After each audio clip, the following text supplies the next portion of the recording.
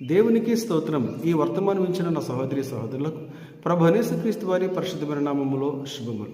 ఈ సాయంకాల ఆశీర్వాద ప్రార్థనకు మిమ్ములను ప్రేమతో ఆహ్వానిస్తూ ఉన్నాం. ఈరోజు వాక్యాంశం, నా కనులకు వెలిగిమ్ము. వాక్య భాగము కీర్తనలు 13వ అధ్యాయము 4వ వచనం.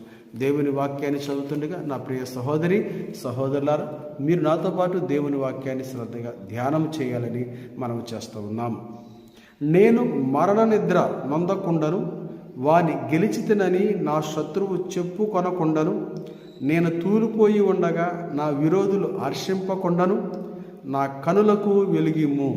ప్రియ సహోదరి సహోదరులారా, మన జీవితంలో కొన్ని సందర్భాల్లో మనము చీకటిలో ఉన్నాము అనే భావన కలగవచ్చు.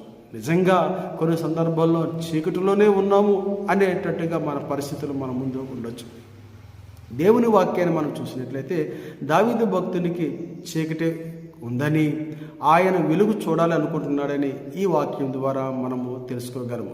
అంటే మరి ఇది ఆత్మీయమైన అర్థము, సాధారణమైన మాట కాదు, ఆత్మీయమైన మాటగా మనం చూస్తూ ఉన్నాం. సాధారణమైన నేత్రం కాదు, పై రూపం కలిగిన నేత్రాలు కాదు, అంతరంగ నేత్రానికి వెలుగు కావాలి అని కోరుకున్నట్టుగా ఉంది. ప్రియ సహోదరులారా, నిజంగానే మన జీవితంలో దేవునికి అంకితం అయిన మరి మన జీవితములకు హృదయ నేత్రములు ఎప్పుడూ నిత్యము వెలుగుతూ ఉండాలి.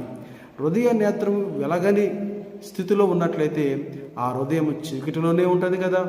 మరి చీకటి అనేది ఎలాగూ కలుగుద్ది అంటే మనం చేసే తప్పుల వల్ల, మనం చేసే పాపం వల్ల మన హృదయ అంతరంగ నేత్రము చీకటిగా మారుద్ది. మరియు మనకు ఎదురయ్యే భయంకరమైన శోధన సమస్యలను బట్టి కూడా మన హృదయము చీకటి అనే భావంలోకి ఉండవచ్చు. అలాగే మనకు ఎదురయ్యే ఓటమిని బట్టి, మనకి ఎదురయ్యే పరిస్థితులు, అనుకూలము లేని పరిస్థితులను బట్టి కూడా మనము చీకటిలో ఉన్నాము అనే భావన కూడా కలగవచ్చు. మరి చీకటిలో ఉన్నాము అనే భావన కలిగినప్పుడు మన పరిస్థితి ఎలాగుంటుందంటే కొన్ని సందర్భాల్లో భయం కలిగి ఉంటాం, నిరాశ కలిగి ఉంటాం, గుండె నీరైన పరిస్థితిలో ఉంటాం, ఎవరితోనూ మనం మాట్లాడలేని స్థితిలో ఉంటాం, సమాధానం లేని స్థితిలో ఉంటాం, ఏ పని సరిగా చేయలేని స్థితిలో ఉంటాం, ఎక్కడికి పోయినా నిమ్మలంగా కూర్చోలేము, మాట్లాడలేము, అక్కడ ఉండలేము. ఇలాంటి పరిస్థితులు చీకటి అనే హృదయం కలవారికి సంభవిస్తాయి. ప్రియ సహోదరి, దావీదు భక్తుడు కూడా నిలవలేని స్థితిలో ఉన్నాడు, భయం కలిగిన స్థితిలో ఉన్నాడు, నిరాశ స్థితిలో ఉన్నాడు. ఇలాంటి స్థితిలో ఉన్నాడు అని తనకు అర్థమైంది. దానికి కారణం ఏంటంటే తన హృదయము చీకటి అనే నేత్రము కలిగి ఉన్నది. అవును, అందుకే తను ఒక రహస్యాన్ని గ్రహించాడు, ఒక భావనలోనికి వచ్చాడు. ఇలా ఉంటే నిరాశలోను, భయములోను, పిరికితనములోను, మరి ఓటమి భయముతోను, శత్రువు భయముతోను మరి నేను ఉన్నట్లయితే చిరకాలము నేను జీవించలేదు. కనుక నా పరిస్థితి మారాలి, నా నేత్రాలు వెలిగించబడాలి అని దేవుని సన్నిధిలో ఒక మాట పలుకుతూ ఉన్నాడు, ప్రభువుని అడుగుతూ ఉన్నాడు. ప్రియ సహోదరి సహోదరులారా, మీరు ఒకవేళ ఇలాంటి స్థితులలో, ఇలాంటి పరిస్థితిని ఎదుర్కొంటున్నట్లయితే ఈరోజే దేవుడు మీతో మాట్లాడుతున్నాడు. దావీదు భక్తుడు తెలుసుకున్న సత్యాన్ని ఈరోజు నీవు కూడా తెలుసుకోమని దేవుడు మాట్లాడుతూ ఉన్నాడు. నీవు దేవుని వెలుగు కావాలని నీ నేత్రాలకు అని ప్రభువుని కోరితే దేవుడు ఖచ్చితంగా సహాయం చేస్తాడు. మరి మన కనులకు నిజంగా దేవుని వెలుగు ఎందుకు అవసరం అంటే, దేవుని వెలుగు వల్ల మన కనులు తెరవబడతాయి. 2వ రాజుల గ్రంథము 6వ అధ్యాయాన్ని మనం చూసినట్లయితే ఎలీషా పక్కనే ఉన్న శిష్యుడు మరి దేవుని యొక్క నేత్రాలు కలిగి లేకుండా, దేవుని వెలుగు లేకుండా తన హృదయమైన నేత్రము మూయబడి ఉంది. ఎలీషా ప్రవక్త మరి తన శిష్యుని యొక్క నేత్రాలు తెరవమని ప్రార్థన చేయగా, దేవుని అడగగా, దేవుడు తన హృదయమైన నేత్రాలు తెరవగా దేవుడు సైన్యాన్ని చూశాడు.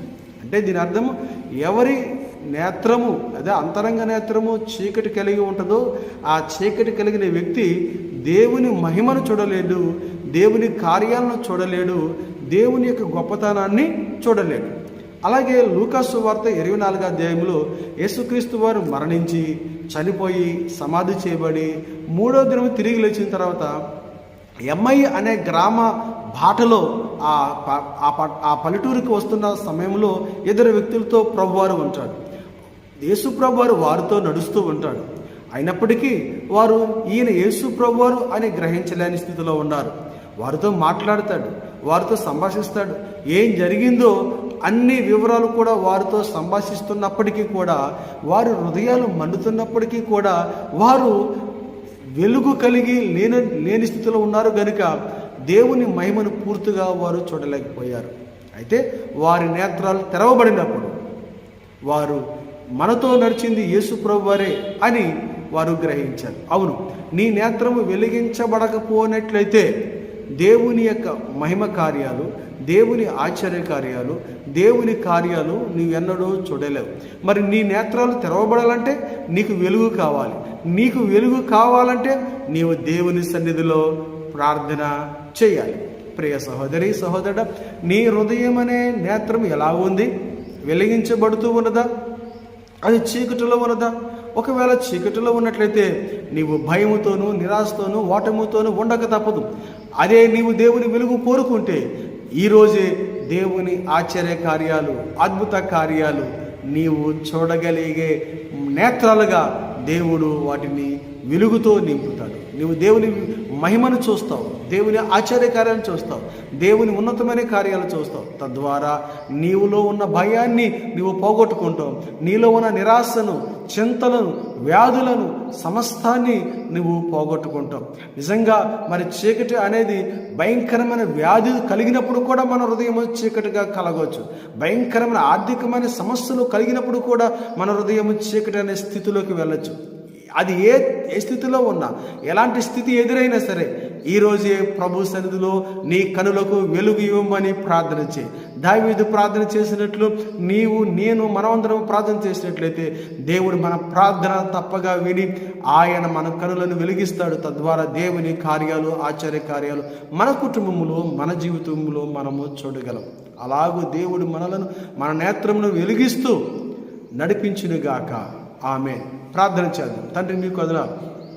ఈ దినం మీ వాక్యం ద్వారా మాతో మాట్లాడారు. మా కనులకు వెలిగిమ్ము అనే వాక్యం ద్వారా మాతో మాట్లాడేందుకు వందనాలు. ఈ రాత్రి మంచి నిద్ర, ఆరోగ్యం మాకు అనుగ్రహించండి. యేసయ్య నామంలో ప్రార్థిస్తున్నాము తండ్రి. ఆమేన్.